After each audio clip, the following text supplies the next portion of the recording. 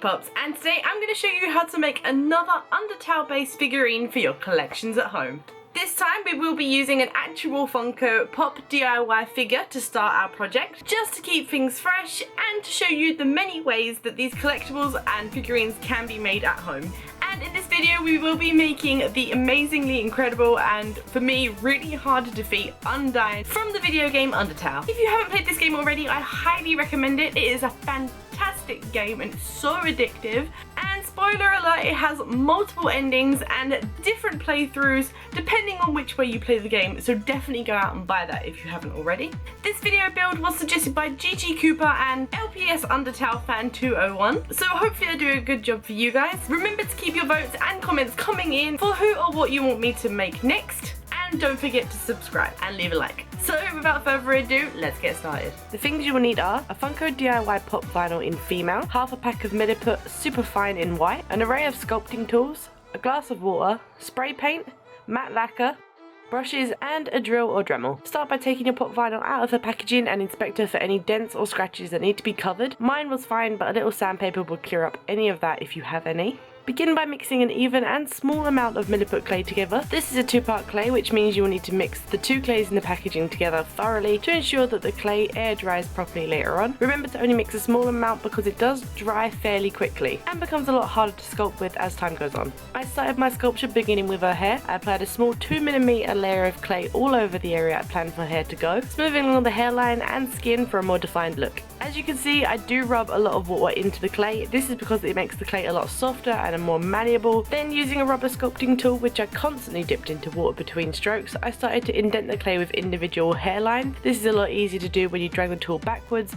I then sculpted Undyne's ponytail hair into an individual piece of clay, complete with hairlines. I briefly attach it to the sculpture to see if it works scale-wise, which it does. Moving on, I then start to sculpt onto the DIY figure's ears.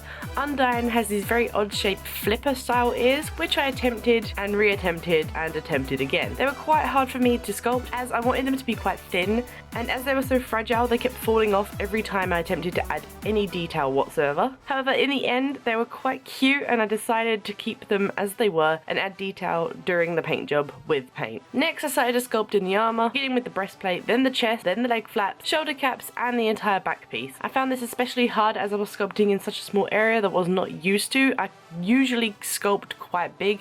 If you saw my sand sculpture, he's a lot bigger than this Undyne figure I'm working on. Then I started to smooth it all out with water on a brush before adding some final lines and details with sculpting tools. Then I started to work on her face, beginning with her little eye patch. The eye patch itself is super easy to sculpt. Literally just press a small blob of clay into the eye and then shape it into a U shape. Then roll out a very, very thin line of clay, long enough in length to wrap around the entirety of the head of your pop vinyl. Then, using water as glue, stick it onto the pop and connect it at both ends of the eye patch, ensuring that the string of the eye patch is above Undyne's ears. I then rolled up a piece of clay into a ball and pressed it into the back of her head. This will be Undyne's hairband, and at this point the hairpiece she made earlier should be a little stiff, just to stick it gently into the hairband so it stays upright on its own, like so. Next, I rolled out another length of clay and cut it to be about 5 to 7 centimeters in length. Size really depends on your own preference, giggity. Then I made a small triangle out of clay and attached it to the top of the log of the clay to form one of Undyne's spears. I then left the entire piece to dry overnight, which was extremely hard for me because I'm a very, very impatient person. Once it was finally dry, I got out my Dremel, and you can use a drill to do this if you don't own a Dremel, or a knife. Maybe get an adult to help you if you're young, with a drill bit that matches the thickness of your spear's handle. Then very, very, very, very carefully and slowly drill out a hole into Undyne's hand.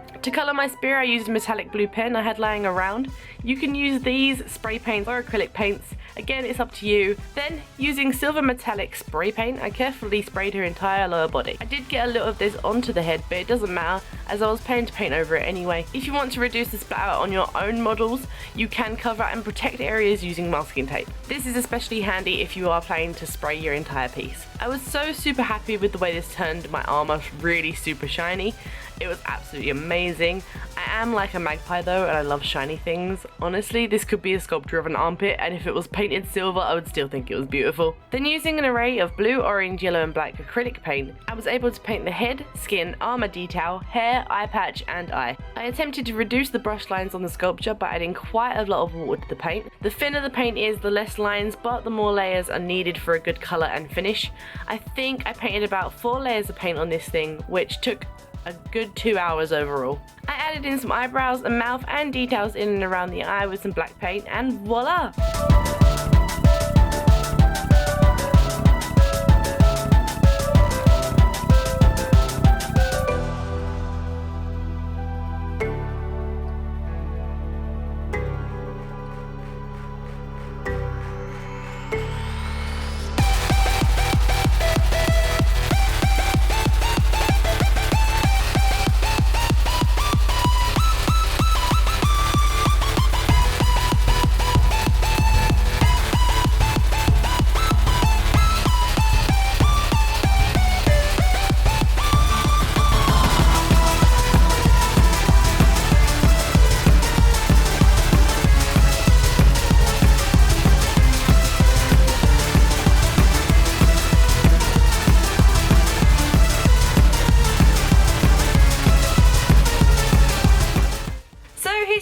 And overall I think she came out amazingly well. In fact, dare I say, even better than the Sans figurine. I will leave that decision up to you. Just leave a comment down below on what you think. Here is what he looks like. Here is what she looks like. As you can see, the size difference is massive.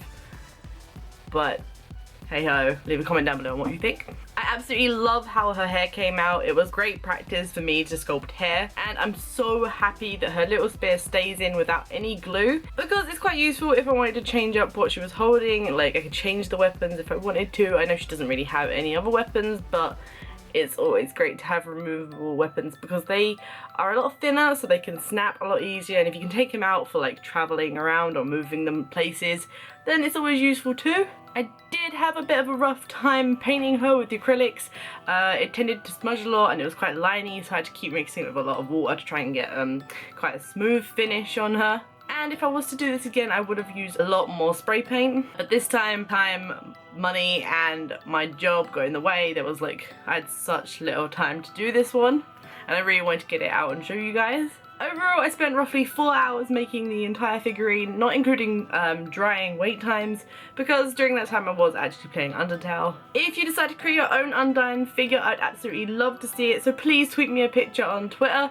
All the information for social media and stuff is down below in the comment box, so don't forget to follow on that. And don't forget to hit that like, subscribe and leave a comment down below for more videos. And also leave me comments on what you want me to make next, don't forget. So thank you so much for watching. This has been Lady Pops. And that's everything. Bye!